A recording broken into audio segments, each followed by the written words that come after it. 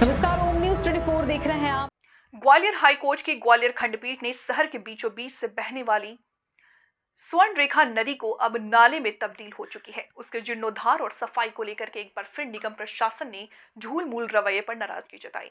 Commissioner हर सिंह को फटकार लगाते हुए कहा कि वो स्वर्ण रेखा नदी को उसके मूल स्वरूप में लाने के लिए कहानी नहीं सुनाए बल्कि एक ठोस प्लानिंग बताए। कोर्ट ने निगम कमिश्नर के अलावा डीएफओ अंकित पांडे के प्रति भी अपनी नाराजगी जाहिर की है। उन्होंने कहा है कि स्वर्ण रेखा नदी के आसपास उसके संरक्षण और हरियाली के आदेश की स्टेट्स रिपोर्ट पेश करने के बजाय वो सफाई दे रहे हैं। वन विभाग से हाईकोर्ट ने स्वर्ण रेखा मंदिर और स्वर्ण रेखा नदी के आसपास हरियाली के संरक्षण का प्लान तलब किया। एडवोकेट विश्वजीत रतोनिया ने स्वर्ण रेखा को सफाई को लेकर के एक जनहित याचिका हाईकोर्ट में दायर की है। इस पर सुनवाई करते हुए हाईकोर्ट ने वहां मौजूद निगम कमिश्नर हर सिंह से नाराजगी जताई। जीर्णोद्धार को लेकर के किए जा रहे प्रयासों की स्टेट्स रिपोर्ट कोर्ट ने तलब की है, लेकिन ग्वालियर नगर निगम के स्वर्ण रेखा नदी के पास मूल स्वरूप के लाने की विस्तृत स्टेट्स रिपोर्ट्स पेश करने के बजाय हाईकोर्ट में स्वर्ण रेखा नदी की सीवेज प्रोजेक्ट रिपोर्ट पेश कर दी।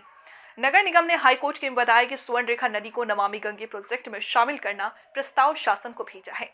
डीएफओ को भी स्वर्ण रेखा नदी के आसपास पेड़ पौधे लगाने के निर्देश पर अमल न करने को लेकर वन विभाग के डीएफओ अंकित पांडे को भी फटकार लगाया।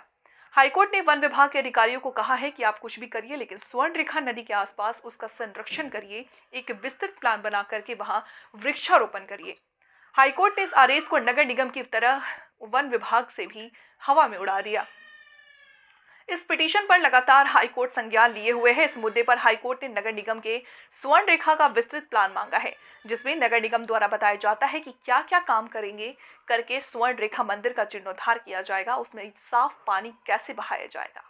माननीय न्यायालय के समक्ष जो है ग्वालियर की स्वर्ण रेखा नदी, जो एक समय में ग्वालियर की जीवनदायिनी हुआ करती थी, आज वो नाला है, उसे दोबारा से पुनर्जीवित करने के लिए वो पूरा मामला चल रहा है। उस पर सुनवाई चल रही है, जिम्मेदार अधिकारी वहाँ पेश होते हैं। माननीय न्यायालय ने बार बार सुनवाई के दौरान मसौदा मांगा है कि किस तरीके से इस नदी को रीडेवलपमेंट किया जाए, लेकिन आज दिनांक तक कोई भी ठोस मसौदा जो जिम्मेदार अधिकारी, चाहे वो नगर निगम के हों, चाहे वो प्रशासन के हों, स्मार्ट सिटी के हों, CWC के हों, वन विभाग के हों, जल संसाधन के हों, कोई भी मसौदा पेश नहीं कर पाया है। पहले इन लोगों ने सरकार को गुमराह किया 450-500 करोड़ से ज़्यादा इस नदी पर सुंदरता के नाम पर, अब से न्यायालय को गुमराह करने का काम कर रहे हैं। और न्यायालय ने इस बात को लेकर इन्हें फटकार लगाई है और स्पेशल नगर निगम के कमिश्नर से ये बोला है कि मिस्टर हर सिंह, आपके आज तक आपके बुद्धि पर ताला लगा हुआ था कि अब आप स्टोरी मत सुनाइए, खास स्पष्ट मसौदा पेश कीजिए। आप काम आप नहीं करते हैं और सरकार बदनाम होती है, केंद्र की सरकार बदनाम होती है, इस तरीके से टिप्पणी की है माननीय न्यायालय ने। इसी के साथ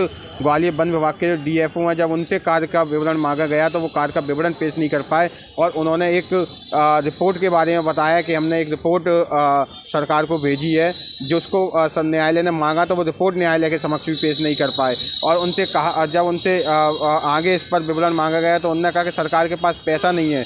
तो न्यायालय ने स्पष्ट तौर पर